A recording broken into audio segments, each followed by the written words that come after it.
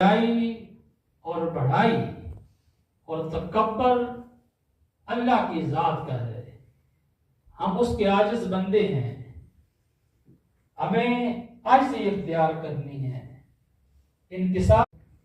अल्लाहु अकबर, ला इलाहा इल्लल्लाह वल्लाहु अकबर। এটা হচ্ছে আমাদের প্রবাসীদের ঈদ। দুধের মধ্যে এলাচ, চিনি, কিশমিশ, দারচিনি যা যা ছিল সবই দিয়েছি। এই হচ্ছে বাংলাদেশের সেমাই। এটা বাংলাদেশের সেমাই নাকি হ্যান্ডমেড প্রোডাক্ট, এটা আসলে পাকিস্তানি সেমাই আমি জানি না। সম্ভবত এটা বাংলাদেশের না, কারণ এই সেমাই বাংলাদেশে এই ধরনের প্যাকেট হয় না। তো সেমাইটাকে এর মধ্যে দিয়ে দিচ্ছি।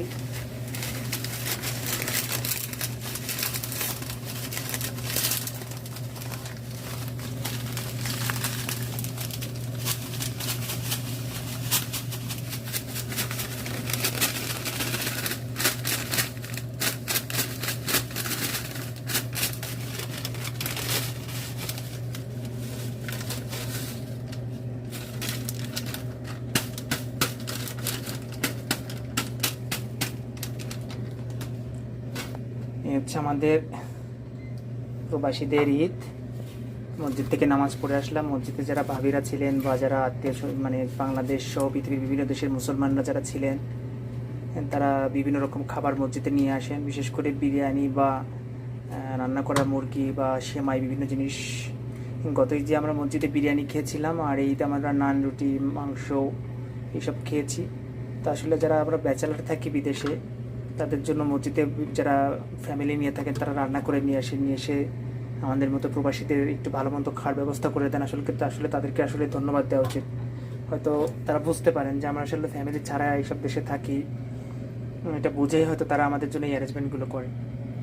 দর্শক, এই হচ্ছে আমার সেমাই রান্না করলাম, কিন্তু কাকে খাওয়ানোর মতো তো লোক কেউ নেই এখানে। আমি এখানে একাই থাকি, কেউ নেই আমার এখানে।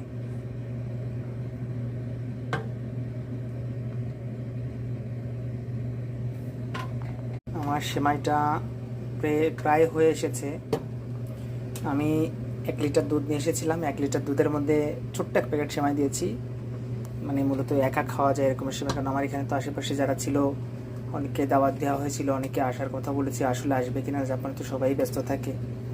তো এই সেমাইটা এখন রান্না করলাম, এরপরে মাংস রান্না করব। এই হচ্ছে আমাদের প্রবাসী জীবন।